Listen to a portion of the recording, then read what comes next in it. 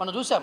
కడప జిల్లా అంటేనే అరాచకాలు గతంలో వైసీపీ ప్రభుత్వంలో గత 5 సంవత్సరాలు ఎన్నో అరాచకాలు జరిగాయి. ఇక్కడ ఎన్నో దౌర్జన్యాలు జరిగాయి. ఎక్కడ చూసినా భూదోపిడీలు, దౌర్జన్యాలు, అరాచకాలు, ఇసుక దోపిడీ, మట్టి దోపిడీ, రౌడీజం ప్రచలిత అంటే అవన్నీ చూసి శ్రీ పవన్ కళ్యాణ్ గారు ఈ రాష్ట్రాన్ని అభివృద్ధి చేసుకోవాలి, ఈ రాష్ట్రంలో విధ్వంస పాలన అడ్డుకోవాలి అని చెప్పేసి కూటమిని ఏర్పాటు చేసేదంటే ముఖ్య భూమికి పోషించినటువంటి శ్రీ పవన్ కళ్యాణ్ గారు జనసేన, టీడీపీ, బీజేపీ 3 పార్టీలను కలిపి ఎన్డీఏ కూటమిగా ఏర్పాటు చేసిన ఘనత శ్రీ పవన్ కళ్యాణ్ దక్కుతుంది. ఒకటి చంద్రబాబు నాయుడు గారిని అరెస్ట్ చేస్తే ఇబ్బందులో ఉన్నటువంటి తెలుగుదేశం పార్టీ కార్యకర్తలను, రాష్ట్ర ప్రజలను చూసి చెలించిపోయిన అప్పటికే సబ్జైలుకి వెళ్ళి చంద్రబాబు నాయుడు గారిని పరామర్శించి ఈ యొక్క నిర్ణయం కూటమిలో మేమంతా భాగస్వాములు అయితే మేమంతా కూటమవుతాం, ఈ రాష్ట్రంలో కూటమిగా ఏర్పడి ఈ వైసీపీ జగన్ రెడ్డి ప్రభుత్వాన్ని, దుర్మార్గ ప్రభుత్వాన్ని గద్దెదించుతామని చెప్పేసి ప్రతిజ్ఞ చేసి చెప్పిన మాట ప్రకారం జగన్ రెడ్డి నిన్న పాతాళానికి తొక్కుతా అని చెప్పాడు.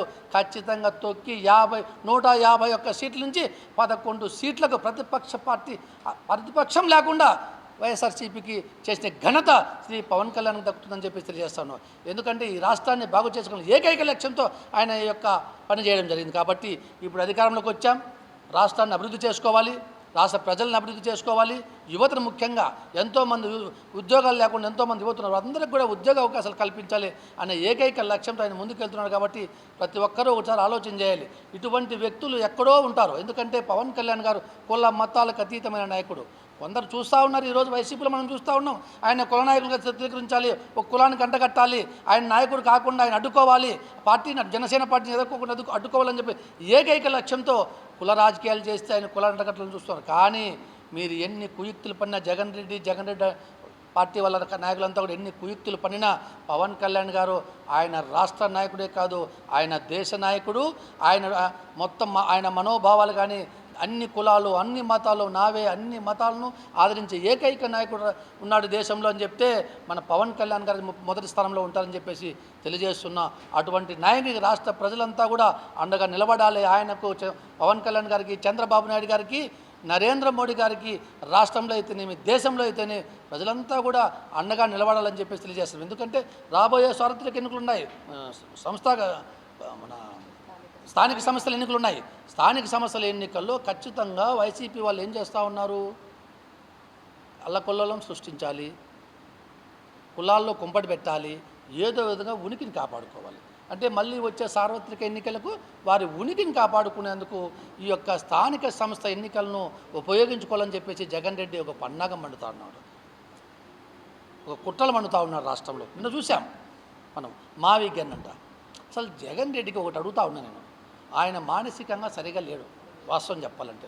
ఎందుకంటే రాష్ట్ర 5 సంవత్సరాలు ఆయన ముఖ్యమంత్రిగా ఉన్నాడు. అసలు రాజధాని గురించి పట్టించుకోకుండా 3 రాజధానులు అని చెప్పేసి నాటకాలు ఆడుతూ ఆయన 5 సంవత్సరాల కాలం గడిపారు. గతంలో చంద్రబాబు నాయుడు గారు అమరావతి కట్టాలంటే అడ్డుకున్నాడు. అధికారంలోకి వచ్చిన తర్వాత ఏమన్నా మళ్ళీ ఆయన చేశాడు, లేదు చేయకుండా 3 రాజధానుల పేరుతో కాలం గడుపుతూ మళ్ళీ ప్రతిపక్షంలో పోయిన తర్వాత 11 సీట్లు వచ్చినా సిగ్గు లేకుండా ఆయన ఈరోజు ఏమంటున్నాడు, అమరావతిని అడ్డుకుంటాం, మేము మావిగన్ పేరుతో మేనిఫెస్టోలు పెట్టి ఎలక్షన్కి వెళ్తాం, ఈ రాష్ట్రంలో పెట్టుబడులు రానిం, పారిశ్రామికవేత్తలను రానిం, వారందరినీ భయపడేకి ఈ మావిగన్ అనే ఒక పనికి మాలిన పేరుతో ఆయన ఈ యొక్క కుయుక్తులు పండుతూ ఉన్నాడు. ఒకటే ఆయన gun culture, criminal mentality, criminal mind. చూడు పేర్లో కూడా ఏం పెట్టుకుంటాడు, గన్, మావిగన్. ఎక్కడ పోతా అంటే ఆయన మానసిక స్థితి కూడా నాకు తెలిసి సరిగా ఉన్నట్లు వైసీపీ నాయకులు కూడా ఒకసారి ఆలోచన చేయండి. ఆయన కొద్దిగా ఎక్కడైనా చూపించండి. ఎందుకంటే ఏదన్నా హాస్పిటల్ చూపించండి ఆయనకి.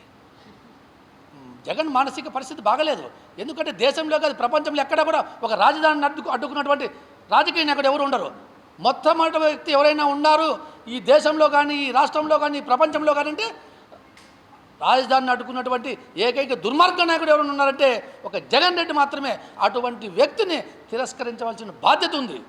ప్రజలంతా కూడా వచ్చే ఎలక్షన్కి ఆయన 11 సీట్లు కూడా రావు నాకు తెలిసి. ఇటువంటి దుర్మార్గమైన ఆలోచన ఏమయ్యా, ఎక్కడ దేశంలో మనకు రాజధాని లేని రాష్ట్రంగా మిగిలిపోవాలా మనము? తెలుగు వారికి రాష్ట్రం అవసరం లేదా? ఆంధ్రులకు రాష్ట్రం అవసరం లేదా? మనం విడిపోయినాం, 12 సంవత్సరాలు అయిపోతుంది, ఇంకా రాష్ట్రం కట్టుకోకుండా ఇంకా అడ్డుపడతావా? 5 ఏళ్ళు నాశనం చేసి పెట్టావు, విధ్వంసం సృష్టించావు, రాష్ట్రానికి బస్టు పట్టించావు.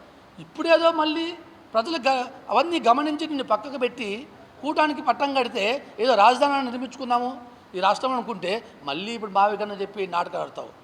సొంతం ఇంట్లో చిన్నాన్నకు అలా చేస్తేవి, ఇంట్లో చెల్లెలకు అలా చేస్తేవి, తల్లికి ఇలా చేస్తేవి, ఇంకా రాష్ట్ర ప్రజలకు ఈ విధంగా రాష్ట్రంలో రాజధాని నిర్మించుకోకుండా చేస్తూ ఉన్నావు. ఎంత దుర్మార్గమైనటువంటి. ఇప్పటికైనా మానుకోండి, మీరు సపోర్ట్ చేయండి. మీరు అమరావతికి జగన్ రెడ్డి సపోర్ట్ చేయాల్సిందే. ఎందుకంటే ఇది మంచి పద్ధతిగా చెప్తా ఉన్నాం నీకు. వైఎస్ఆర్సీపీ నాయకులు ఆలోచన చేయండి. సీనియర్లు ఉన్నారు వైఎస్ఆర్సీపీలో కూడా, దాంట్లో కూడా మంచి నాయకులు ఉన్నారు. మీరు కూడా ఒకసారి ఆలోచన చేయండి. ఎన్ని సంవత్సరాలు ఈ నాటకాలు ఆడతారు? ఎన్ని సంవత్సరాలు ఉందామని చెప్పండి మనం రాజధాని లేకుండా. ఈ రాష్ట్రానికి రాజధాని అవసరం లేదా? పెట్టుబడి అవసరం లేదా? పరిశ్రమలు అవసరం లేదా? ఉద్యోగాలు యువత కోసం ఉద్యోగాలు అవసరం లేదా? ఒక్కసారి మనసు పెట్టి ఆలోచన చేయండి. వైసీపీ నాయకులు కూడా, మీ లీడర్ చేస్తాండి, మీ నాయకుడు చేస్తాండి, ఎంత దుర్మార్గమైన చర్యలు ఒకసారి ఆలోచన చేయండి. ఒక స్టాండ్ కానీ మీరు కూడా అతని మీద ఒత్తిడి తీసుకొని రండి. వైసీపీ వాళ్ళంతా కూడా జగన్ రెడ్డి మీద ఒత్తిడి తీసుకొని రావాలి వైసీపీ నాయకులంతా కూడా. లేకపోతే మీకు కూడా రాజకీయ భవిష్యత్తు ఉండదు. ఒకటే చెప్తా ఉన్నాం, ఆ పార్టీలో ఉన్నటువంటి సీనియర్ నాయకులు బొత్స సత్యనారాయణ అయితేనేమి, పెద్దిరెడ్డి రామచంద్ర రెడ్డి అయితేనేమి, సీనియర్లు చెప్తా ఉన్నా ఒకటే, మీరు కూడా ఈ రాష్ట్రంలో ద్రోహులుగా మిగిలిపోవద్దండి. సీనియర్ నాయకులంతా కూడా జగన్ రెడ్డికి ఒత్తిడి తీసుకొని రండి. మీ రాజకీయ భవిష్యత్తు లేకుండా అయిపోతుంది లాస్ట్కి చెప్తా ఉన్నాం. ప్రతి ఒక్కరూ ఒకసారి ఆలోచన, రాష్ట్ర ప్రజలు ఆలోచన చేయండి ఈ వైసీపీ వాళ్ళు చేస్తున్న దుర్మార్గాన్ని. ఎందుకంటే మనకు రాజధాని అవసరం కాబట్టి తప్పకుండా ప్రజలంతా కూడా రాజధానికి మద్దతు తెలుపుతున్నారు కాబట్టి భవిష్యత్తులో వైసీపీకి గోరి కడతారని చెప్పేసి తెలియజేస్తూ సెలవు తీసుకుంటా ఉన్నా.